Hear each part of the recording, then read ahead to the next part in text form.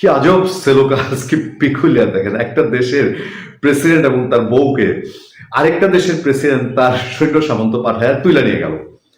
আমার এই জীবনে, আমাদের এই স্বল্প জীবনে আমরা যে যে ইতিহাস এখন পর্যন্ত দেখলাম, আফগানিস্তান, ইরাক, লিবিয়া, ইরান দেখছি এখন, তারপর আপনার ভেনেজুয়েলা দেখলাম, এখন সিরিয়া, লেবানন, মিশর, এই প্রত্যেকটা দেশে আমেরিকা যা করছে, তারা আবার সভ্যতার সবক দেয়, তারা আবার গণতন্ত্রের সবক দেয়। জোর যার মুল্লুক তার, এটা হারে হারে আমেরিকা দেখিয়ে দিচ্ছে। ভেনেজুয়েলার প্রেসিডেন্টকে টুক করে তার ক্ষমতা আছে, সে তুলে নিয়ে গেল। ভেনেজুয়েলার সম্পদ আছে, দাবি করে বসলো এই সম্পদ যুক্তরাষ্ট্রের সম্পদ, এবং এখানে বিশ্ববিবেক যথাযথ নিশ্চুপ। আমি হাসতে হাসতে বললাম, আমাদের এক ফলোয়ার আমাকে হোয়াটসঅ্যাপ করেছেন যে ভাই, ভেনেজুয়েলার প্রেসিডেন্টের তো ওইভাবে ট্রাম্প তুলে নিয়ে গেছে, আমাদের কি করণীয় আছে? আমি বললাম, আমাদের করণীয় আছে, চলেন আমরাও গিয়া আমেরিকা থেকে ট্রাম্পের বউরে তুলে নিয়ে আসে, ঢাকার মিরপুরে আটকায় দিই, আমাদের মিরপুরে থাকবে।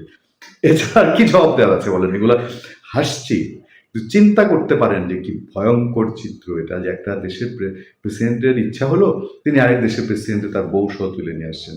ভেনেজুয়েলার হুগো চাভেজ যতদিন বেঁচে ছিলেন, মাদুরোর বড় ভাই, ততদিন পর্যন্ত ভেনেজুয়েলাকে তিনি বিশ্ব দরবারে একটা অতি উচ্চতায় নিয়ে গেছিলেন এবং আমেরিকার সাথে টক্কর দিয়ে। মাদুরোকে সেই জন্যই বোধহয় এক নজর দেখে নেওয়ার দরকার ছিল আমেরিকার। আমরা যুক্তরাষ্ট্রের যত যুক্তি, যত ভক্তি, যত তিক্তি থাকুক না কেন, আমরা এই ধরনের ঘটনা নিন্দা না জানানো ছাড়া কোনো উপায় নেই।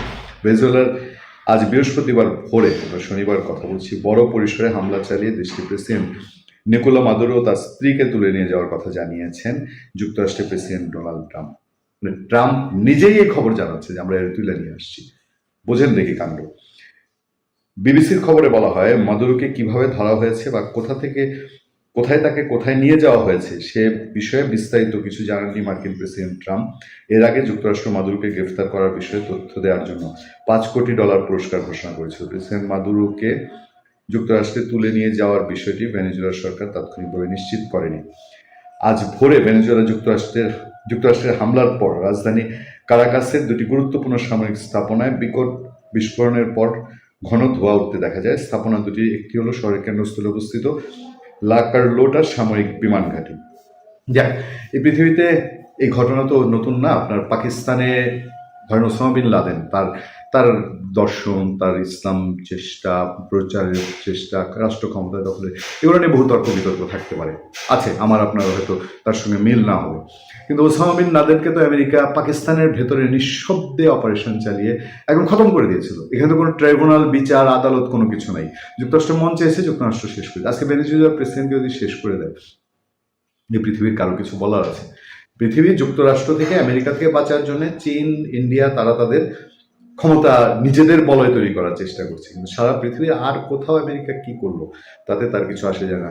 আমরা বোধহয় বেঁচে গেছি যে আমাদের এই দেশে কোনো ওসিলা দিয়ে শেখ হাসিনার সময়ে যেভাবে আওয়ামী লীগ সরকার আমেরিকার বিরুদ্ধে, আমেরিকার অন্যায় নীতির বিরুদ্ধে কথা বলতো, সংসদে কথা বলতো, সেই ওসিলায় আমাদের হানা হয়নি। আওয়ামী লীগের উপর হানা হলে তো আমরাও এফেক্টেড হতাম। ভালো থাকবেন, সুস্থ থাকবেন। আপনার সাথে আমি আতিক রহমান, পূর্ণিয়া।